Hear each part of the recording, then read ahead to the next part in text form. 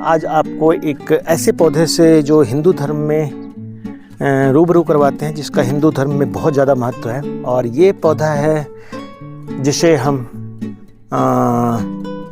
पारिजात भी कहते हैं, हरी श्रृंगार भी करते हैं या हर श्रृंगार कहते हैं, और साथ में नाइट जैस्मिन भी कहते हैं। ये पौधा हिंदू धर्म में इसका बहुत महत्व है। इसके बारे में पौराणिक कथाओं में विष्णु भगवान से भी जोड़कर देखा गया है और साथ में कृष्ण भगवान से भी जोड़कर दिखाया गया है। और कहा जाता है कि ये पौधा जो पारिजात है या जिसको हम हरश्रृंगार कहते हैं, ये पौधा स्वर्ग से धरती पे लाया गया। एकमात्र ये पौधा है हिंदू धर्म में जिसका फूल, जो ये फूल आप देख रहे हैं, ये नॉर्मली मॉर्निंग के समय में, सुबह के समय ये गिर जाते हैं और इसके फूल जो हैं वो पवित्र माने जाते हैं। गिरने के बावजूद भी ये पवित्र माना जाता है। ऐसा माना जाता है कि ये फूल नॉर्मली जितने भी तरह के हिंदू धर्म में फूलों की महत्वता है, चाहे वो गुलाब है, चमेली है, चंपा है या कुछ भी है, उनमें ये पौधा सबसे ज़्यादा महत्व रखता है। और इसके फूल गिरने के बाद भी लोग इसको भगवान इसको स्वीकार करते हैं। ऐसा माना जाता है कि ये फूल गिरने के बाद ही इसकी पवित्रता रहती है। नॉर्मली चूँकि यह सुबह के 4 बजे नॉर्मली ये गिर जाता है, 4 बजे 5 बजे के लगभग में सुबह के समय में ये गिरना शुरू होता है और धूप निकलने से पहले तक करीब करीब ये गिर जाते हैं। फूल इनके नॉर्मली गुच्छों में आते हैं। सर्दियों में इसमें बहुत ज़्यादा फूल गिरने लगता है और आप देख सकते हैं कि इसका फूल धीरे धीरे शाम के समय खिलता है। पूरी रात ये खिला रहता है और इसकी खुशबू बहुत ही मनमोहक होती है। इवन जो रात की रानी जो माना जाता, जो शाम के समय खिलता है, उससे भी ज़्यादा इसका महत्व है। कृष्ण का इस फूल से बड़ा संबंध है। हमारे पौराणिक कथाओं में माना जाता है कि ये फूल भगवान ने इसको स्वर्ग से धरती पर भेजा ताकि लोग इसको की पूजा कर सकें। इससे हमारे मतलब हिंदू धर्म में पूजा पाठ के लिए तो ये समर्पित है ही। इस पौधा का जड़ से लेकर इसका तना, इसका छाल, इसके पत्ते और इसका फूल और एवं इसका बीज, ये सभी हमारे आयुर्वेदिक में इसका बहुत ज़्यादा महत्व है। और माना जाता है कि ये पौधा, जैसे आप देख रहे हो, ये फूल गिरते हैं इसमें और ये अपने आप इसका फ्लावर ड्रॉप होता है, फूल गिरते रहते हैं। सबसे खासियत है इस फूल का, जो इस फूल में जो नीचे वाला भाग है वो पिंक ऑरेंज कलर का होता है, नारंगी रंग का। और अगर आप इसको सुखा करके रख देंगे तो ये एक अच्छा कपड़े को डाई करने के लिए, बहुत सारे आजकल इंडस्ट्री में जो आयुर्वेदिक डाई होते हैं उसमें इसका प्रयोग किया जाता है। जैसे गेंदा के पौधे फूल का भी उपयोग किया जाता है, उसी तरह से पारिजात के फूल का ये जो है डाई के रूप में इसको प्रयोग किया जाता है। और इसको सुखा कर रख लेते हैं। और पुराने समय में जो धोती वगैरह, जैसे पूजा पाठ के लिए धोती वगैरह होती थी, उसको रंगने के लिए इसका चूर्ण बना करके, इसको पीस करके, इसका पाउडर बना करके, फिर उसको उबाल करके पानी को इसमें इसके डाल के, और धोती वगैरह जो सफ़ेद रंग के कपड़े होते थे पूजा पाठ में जो यूज होते थे, उसको पीला करने के लिए ये यूज किया जाता था। अब हम आते हैं आयुर्वेदिक महत्व के बारे में। मैं आपको बता दूं कि इसका जो हमारे शरीर पे इसका बहुत ज़्यादा महत्व है। इसके छाल पहले कौन कौन रोगों में मोस्टली काम आता है? चर्म रोग, हमारे बाल, इसके बीज जो हैं उसका काढ़ा बना करके बालों में लगाने से बोलते हैं कि बाल मजबूत होते हैं, चमकीले होते हैं। उसके अलावा इसके पत्ते जो हैं, इसके फूल जो हैं उसको सुखा करके आप रख लीजिए। जब ये फूल निकलते हैं तो इसको सुखाने के बाद इसको आप अगर आप इसका पाउडर बना करके और पाउडर बना के रख लीजिए, और फिर बाद में या बिना पाउडर बनाए भी इसको स्टोर कर सकते हैं। और फिर आप इसको छाया में सुखा लीजिए। सुखाने के बाद इसका काढ़ा बनाइए पानी से, पानी गर्म करके उसमें डाल करके, और उसके बाद अगर आप इसका काढ़ा पीते हैं तो ये चर्म रोग में बहुत काम करता है। जो शरीर में बुखार है, बुखार के लिए भी बहुत ज़्यादा यूज़ होता है इसको, जब बुखार लगा हो। जॉइंट पेन जो है, जिसको गठिया वगैरह कहा जाता है, उसमें इसका बहुत ज़्यादा महत्व है। इसका छाल का काढ़ा, इसके पत्ते का काढ़ा या इसके फूल का काढ़ा, तीनों को ही, जो क्योंकि पूरे वर्ष भर ये पौधा पेरिनियल है तो वर्ष भर अवेलेबल होता है, तो उसका काढ़ा बना करके आप इसको पी सकते हैं। उसके अलावा चर्म रोग के अलावा बुखार, और जैसा मैंने आपको बताया कि बुखार में तो इसका यूज़ होता ही है। बुखार में आप इसके छाल का भी काढ़ा बनाकर पी सकते हैं, पत्ते का काढ़ा बनाकर पी सकते हैं। इसके अलावा आप चाहे तो इसका जो है पत्ते के अलावा फूल का काढ़ा पी सकते हैं, बीज का काढ़ा भी पी सकते हैं। फूल के अलावा अगर आप चाहें इसका तो जो स्किन डिजीज़ है, बहुत लोगों को चर्म रोग हो जाता है, स्किन डिजीज़ है, तो ऐसा कहा जाता है कि इसका आप जो काढ़ा वगैरह है, पत्ते का काढ़ा या उसका लेप लगाने से भी चर्म रोग ठीक होते हैं। इसका फूल का भी पाउडर बना करके जो बताया मैंने, उसका भी लेप लगाने से। इसके अलावा इसके बीज को पीस करके और उसका लेप करने से भी चर्म रोग ठीक होता है।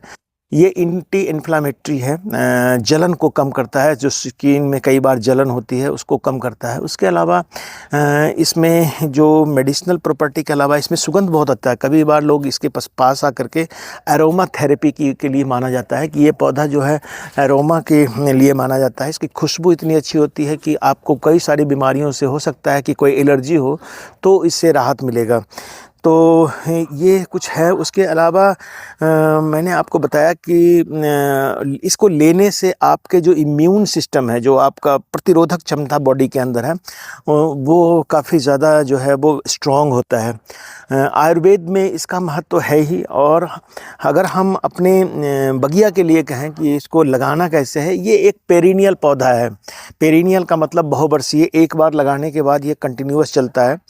ये एक्सट्रीम ठंड से लेकर के, जिसको हम बोलते हैं जहाँ बर्फ़ नहीं गिरती है, लेकिन जहाँ ठंड 4, 5, 6 डिग्री, 3 डिग्री, 4 डिग्री पर आ जाता है, वहाँ से लेकर के 40, 45, 50 डिग्री टेम्परेचर, जो 48, 49 जो हो जाता है, उस सभी एरिया में इसको आप लगा सकते हैं। दूसरी बात, इसको जब आप लगाते हैं तो इसके लगाने के लिए आपको 3 तरह से इसके पौधे बनाए जा सकते हैं। एक तो बीज के द्वारा, इसमें बीज होता है बहुत ज़्यादा, जितने फ्लावर्स गिरे हैं ये सभी बीज बनेंगे, आपको दिखाएंगे जब बीज बनेगा तो। और इसके बीज को डायरेक्टली सोइंग करके भी इसको लगाया जाता है। लगाने से पहले बीज को आप थोड़ा पानी में भिगो लीजिए 24 से 48 घंटे। उसके बाद इसका बीज का जो कवर है, वो जो छिलका है वो हार्ड होता है, उसके बाद इसको बिजाई कीजिए। दूसरा टेक्निक है इसमें कि इसकी कटिंग आप लगा सकते हैं। इसका जो सॉफ्ट वुड होता है, जैसे आप नॉर्मली ये जो पेंसिल के आकार का जो पौधा है वो है कटिंग है, इसको आप कट करके और इसको आप नॉर्मल सॉइल में या रेत में, जो महीन रेत होता है उसमें, और या फिर आप सॉइल में, मिट्टी में डायरेक्टली इसको लगा सकते हैं। बरसात के समय में भी लगा सकते हैं, बरसात के बाद भी लगा सकते हैं। जब भी आप इसकी कटिंग करते हैं, नॉर्मली चूँकि इसकी सर्दियों में फ्लावर ज़्यादा आते हैं, जैसे जैसे ठंड बढ़ती जाती है इसके फ्लावर की संख्या भी बढ़ती जाती है। और ये पौधा आपको शाम के समय तो नहीं, लेकिन मॉर्निंग आवर में आपको खुशबू देना है, और काफ़ी देर तक 7, 8, 10 बजे तक आप इसकी खुशबू इसको महसूस कर सकते हैं। तो ये कटिंग के द्वारा भी लग जाता है, बीज के द्वारा लगता है। मैं तो कहूँगा कि जो कटिंग वाला पौधा होता है वो ज़्यादा बुशी होता है, ज़्यादा घनाकार होता है, और पौधे की हाइट जो है वो 8 से 10 फीट तक चली जाती है अगर नॉर्मल। लेकिन इसकी प्रूनिंग बहुत ज़रूरी है। जितना ज़्यादा आप प्रून करेंगे, नई ब्रांचेज निकलेगी, नए ब्रांच पे ही फूल आते हैं। जिस पौधे में नए ब्रांच के ऊपर फूल आते हैं, जैसे आप यहाँ देख रहे हो, तो उसमें प्रूनिंग ज़रूरी होती है, क्योंकि नए ब्रांच जितने ज़्यादा निकलेंगे उतनी ज़्यादा इसके जो सीड्स के भाग में है वहाँ पे फ्लावरिंग आती है। और सर्दियों का ये अक्टूबर का महीना चल रहा है, प्रोफ्यूज़ फ्लावरिंग है इसके पास। और मैं जो इसकी खुशबू महसूस कर रहा हूँ, आप इसके साथ बैठने के लिए थोड़ा सा चेयर वगैरह बना लीजिए तो इसको महसूस कर सकते हैं। दूसरा, इसको गार्डन में ऐसे जगह लगाएं जहाँ पर बहुत अच्छी धूप आती है, कभी भी छायादार स्थान में नहीं लगाइए। बहुत ज़्यादा इसको धूप चाहिए। बहुत ज़्यादा मिट्टी की अगर बात करें तो किसी भी तरह के मिट्टी में आप लगा सकते हैं, लेकिन वो मिट्टी जिसमें जल जमाव नहीं होता हो, यानी बारिश होने के बाद वहाँ पर पानी नहीं भरता हो, मिट्टी जब धूप आता हो तो मिट्टी सूख जाती हो, इस तरह के जगह को आप चयन करें। और जहाँ 6 से 7 घंटे 8 घंटे धूप आती हो उस जगह पर आप लगाएँ, तो आपका गार्डन का वो एरिया जहाँ पर अच्छी धूप आती हो, सेंटर प्लेस में भी इसको लगाते हैं, क्योंकि इसका पत्ते भी थोड़े हार्ड होते हैं लेकिन देखने में खूबसूरत होते हैं, घना होता है और बुशी होता है। उसके अलावा आप इसको चाहें तो गमले में भी लगा सकते हैं। गमले में थोड़ा फ्लावरिंग कम होती है, लेकिन अगर आप प्रूनिंग सही तरीके से, रूट की प्रूनिंग भी अगर आप करते रहते हैं और बड़े साइज़ का गमला लेते हैं तो हर श्रृंगार का पौधा उसमें भी लगाया जा सकता है। बहुत ईजिली इसको लगाया जा सकता है इसकी कटिंग के द्वारा। जहाँ तक मैं बोला सिंचाई की बात, मिट्टी लगाने से पहले जहाँ पर आप लगाते हैं वहाँ पर थोड़ा गड्ढा कर लीजिए और इसकी कटिंग के पौधे को आप बरसात में नॉर्मली आप लगाइए।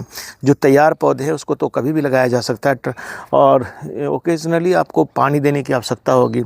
जहाँ तक खाद और उर्वरक की बात है तो हर श्रृंगार के पौधे को आप गोबर की खाद या केंचुआ खाद ही डालिए, जिससे इसका जो अपनी केमिकल फर्टिलाइज़र डालने की आवश्यकता नहीं होती है। बहुत कम इसमें बीमारी लगती है। इसके जो पत्ते अगर मेंटेन करने की बात है तो इसके सूखे पत्ते को आप बीच बीच में हटाते रहिए। कभी कभी बार ऐसी बीमारी लग जाती है, जैसे आप यहाँ देख रहे हैं कि पत्ते सूखने लगते हैं। अगर नॉर्मल पत्ते सूख रहे हैं, पुराने पत्ते, तो कोई दिक्कत नहीं है, लेकिन अगर बीच बीच से पौधे में कोई पत्ता सूखने लगे तो आप इसको ट्रीटमेंट के लिए कर सकते हैं, जैसे फंजीसाइड वगैरह का स्प्रे कर सकते हैं, या कई बार इसमें पाउडरी मिल्ड्यू भी आ जाता है।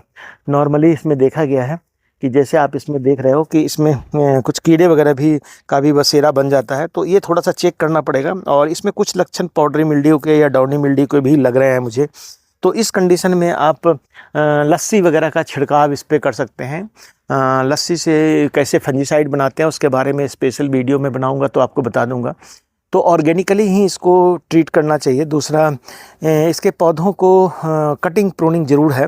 बरसात के लगभग के से पहले या बरसात के एंड में जब इसकी फ्लावरिंग करीब फ्लावर जो फ्रूट बन जाता है, जब बीज बन जाएंगे तो उसकी कटिंग करने के, उसको हटाने के लिए इसको एक शेप दे देते हैं, वो बहुत ज़रूरी है। तो हरसिंगार, परिजात या नाइट जैस्मिन की बात कर रहा था मैं। ये पौधा अपने आप में एक अद्भुत पौधा है।